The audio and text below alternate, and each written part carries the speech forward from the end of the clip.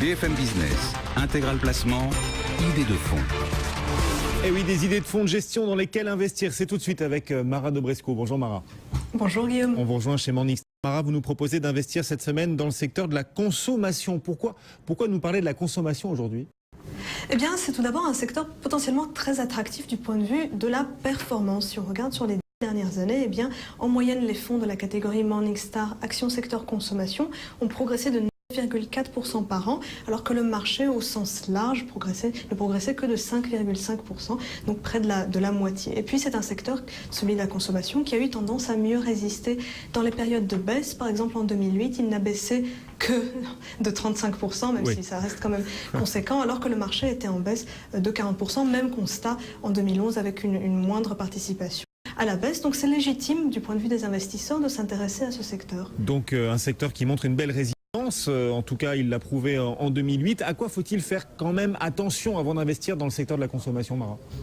Eh bien, il faut faire attention car l'offre n'est tout d'abord pas homogène. Vous savez, il y a d'un côté ce qu'on appelle la consommation de base, qui elle est peu sensible à la conjoncture économique, et de l'autre la consommation qu'on appelle discrétionnaire, donc les biens durables, les produits de luxe. Et là, c'est un segment qui est nettement plus cyclique et donc ce n'est pas du tout un pari défensif pour un portefeuille. Et puis, bon nombre de ces titres sont, comme vous le savez, très exposés aux émergents. Ils font une grande partie de leur chiffre d'affaires dans ces pays et donc ils peuvent souffrir lorsqu'il y a des tensions sur les émergents. On peut prendre l'exemple de LVMH qui en 2013 voyait son cours de bourse baisser de 2%, alors que le marché au sens large, le MSCI World par exemple, était en hausse de plus 20%.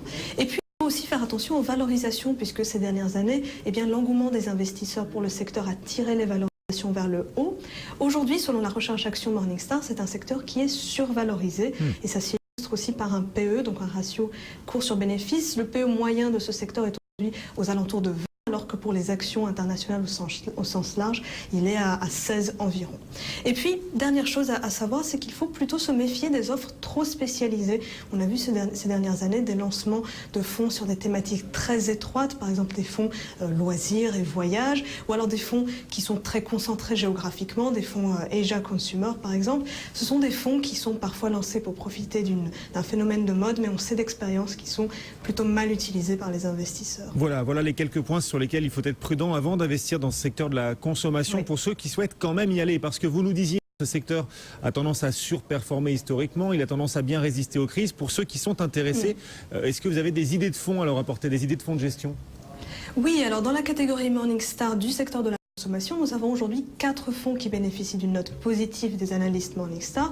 Nous avons un Julius Baer Luxury Brands qui est noté Silver et 3 fonds notés Bronze, le JP Morgan Global Consumer Trends, le Pictet Premium Brand et le Robeco Global Consumer Trends, donc 3 fonds notés Bronze par les analystes Morningstar. Mais ce qu'il faut garder à l'esprit, c'est qu'avant de choisir un fonds spécialisé purement sur la consommation, eh bien, il faut s'assurer de ne pas dupliquer une exposition qu'on aurait déjà acquise à ce secteur via un fonds diversifié, car en réalité, bon nombre de fonds, donc des fonds d'action européenne, des fonds d'action internationale généralistes, en fait, sont déjà très exposés à ce secteur. On peut citer 2 exemples. Le fonds, par exemple, le fonds Tobacco Global Equity, qui est noté Silver. Aujourd'hui, il a 47% de ses actifs dans la consommation. Le fonds Petercam Equities World Sustainable avec 35% d'exposition au secteur de la consommation. Donc, autant dire que si on a ce type de fonds en cœur de portefeuille, eh bien, on n'a pas nécessairement besoin d'avoir aussi un fonds purement dédié à la consommation. Voilà, puisqu'il existe des fonds généralistes qui détiennent déjà beaucoup, qui sont déjà beaucoup exposés, très exposés à la consommation, tout en se disant généralistes. Merci Mara.